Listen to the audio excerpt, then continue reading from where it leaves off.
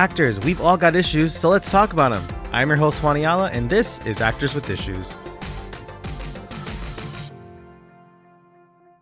Hello, ladies, gents, and non-binary friends. Welcome to another interview here on Actors with Issues, where we talk shop with guests from TV, film, and Broadway. I am your host, Juan Ayala, and joining us today is an actress that you've seen in everything from Cobra Kai and Loki to holiday films, Mary Good Enough, and the upcoming He'll Be Home for Christmas. Please welcome Susan Gallagher. Susan, thank you so much for being here. Welcome. Oh, it's my pleasure. Thanks for having me. Hey, everybody. So I'm curious, growing up, was there anyone whose career you saw on stage or on screen that you thought like that's what I want to do, that's sort of the pursuit that I want to end up at someday? Right. Well, my mom was actually in the entertainment industry. Mm, When she was young, she was a jazz musician and singer and opened for like Tony Bennett, Mel Torme, Donna Shore. And so there was a lot of showbiz talk in our home. yeah. And she was a very glamorous kind of woman and very, very talented. So I think I sort of grew up with a little bit of the bug for the biz. And my dad actually wanted to be an actor, but somebody had to keep the lights on. So he worked for my family's business, which is right outside of Charlotte, North Carolina. But I always loved like Betty Davis and Mhm. I like more character type roles and uh, roles that I can really sink my teeth into and that are very challenging. And I love Helena Bonham Carter and Yeah. Olivia Colman and so just so many. But Kathy Bates in Misery, I Mhm. thought she was fabulous. So yeah, there's a lot, long Yeah. list. So sort of the ingenue was just not something you were interested in. You're like, no, I want to be her. I want to be the villain or the like you said, the character type that had a Yes, bit more to yes. do, more to chew on. Yes. Well, I found out as I started aging out of different roles, and I'm based out of the Southeast, even though I've lived in New York and LA and worked there. My family, my children, my husband are in the Southeast, so that has challenges of its own. Mm, So, but I started finding out that if you want to continue working and doing interesting, challenging work, you better have more than just a pretty face because mm, age is beauty is fleeting, and the aging process happens if you're lucky, even if you fight it. And I do try to fight it, but I mean, at the end of the day, what do I want to do? And it's funny because after I had booked Homeless Lynn and Cobra Kai, that sassy, filthy, covered in dirt makeup from head to toe with rotten teeth woman, bomb. One of my good friends, who's a drop dead gorgeous actress, and we've been friends for over 30 years. And she looked at me and she said, Susan, how can you allow yourself to look so horrible? That because makeup and hair, those departments, those women are artists too, and they yeah. can either make you look one way or they can take it the opposite way and make you look completely different and unrecognizable. And I said, well, do you just want to be, pretty and or sexy all the time on camera? And she was so serious and she looked at me, she said, well, yeah. And I said, well, I said, that's great. And Yeah. that's what some people and a lot of people want to do, but that's just not what I want to do. Yeah. So I want to challenge myself. And I grew up very vain. My mother actually was a very vain woman until she got older, and then you just kind of throw the towel in, right? But it challenged me to throw that vanity out the window and when to look so horrible, but it was so liberating Mm, because I didn't have to worry about, is every hair in place or if I've gained a pound or two, I'm having a bad hair day, whatever. It did not matter. right. What mattered was the work. And that's what I was more interested in, was doing good work and learning and continuing to learn and get Mm. better. Has there been a moment on set or in an audition that was became one of those like sort of talk show stories? You're like, oh, like I have to run home and tell someone about this. Like any memorable standout moments like that? Well, I'll tell you, I had something recently that had never happened to me before. Last probably October, it was last fall. I get this random email from this guy named Dan Kennedy. And he said, you probably don't remember me, but I met you at a callback at Ripley Greer Studios in New York City in 2017. He Wow. said, I don't even know if this is your email address, but we did not cash you, obviously, but that was a mistake. And I had never forgotten your performance. I've got this new feature film that I have a great role that I think that you would really like if you're interested in reading the script. And I was like, send me the script. This is fantastic. This could be meant to be. Who knows? And he sent me the script and it was fabulous. And it was the role of this mom who is sort of neurotic and frumpy, and she loves her children, but she's just, she's had a lot of issues. I mean, she cannot put one more thing inside her refrigerator. You can't bring any food over there for Christmas because nothing will fit. But she's got so much food to make sure that her kids have enough to eat. And she is trying so hard for everybody to get along. And sometimes she just can't do anything right. So we shot that we wrapped right before Christmas up in Boston. And it also stars Ray Levine Spielberg and Sawyer Spielberg, Sawyer Stevens' son, and Ray is his real life wife. And it was fun because they're lovely and crazy talented. And they were playing, Sawyer was Ray's love interest in the movie. So it was really fun to watch them, being challenged with having to kiss on camera like it's the first time, Right. because they've just, their whole romance is budded. But yeah, and Dan Kennedy was the co-director. It was a female writer named Caroline King, but Dan Kennedy was co-director, and it was a wonderful experience. And yeah, so, but nothing like that had ever happened to me before. But I am getting some more direct bookings, which is really nice, and I'm not having to Yeah. audition for everything.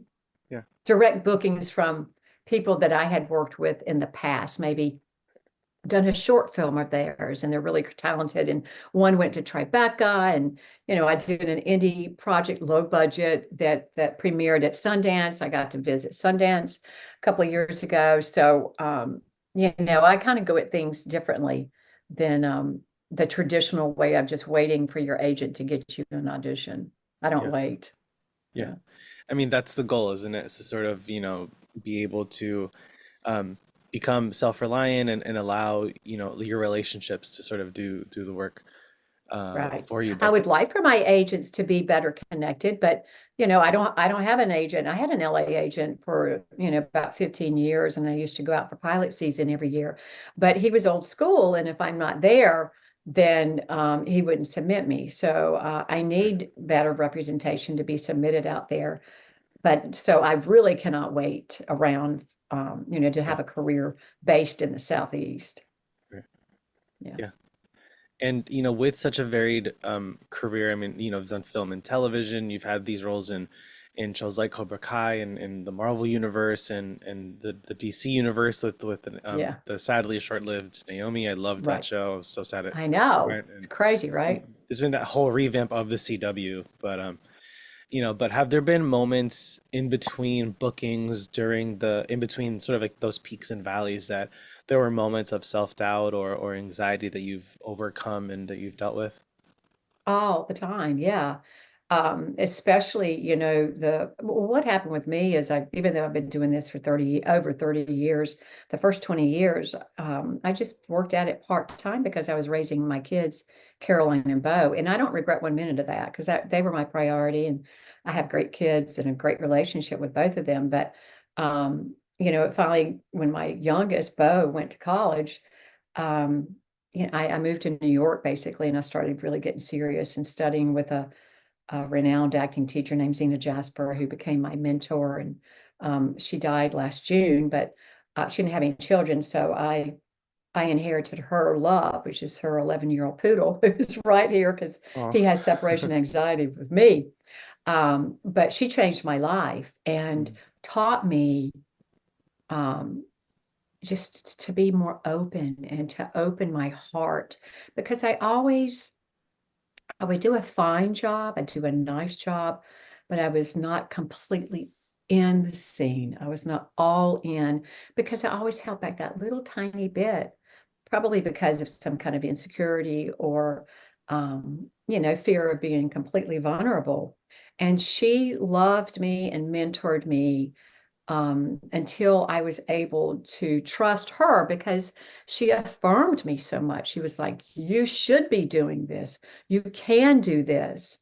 And I believed her because, she's a tough old broad from the Upper West Side of New York City, and she does not blow smoke up your tail, right?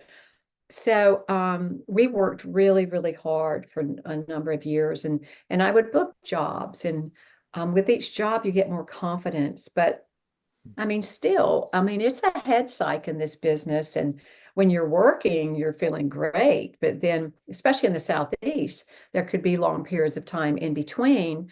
And if you're not in a class or doing a play or something, I can get rusty very quickly. Like after the strike, I've had several auditions since the strike. Thank goodness. I'm very grateful for it and glad it's over, but I haven't booked yet. Now, it may be out there and I may be on the short list and my name out there, but I haven't actually booked anything.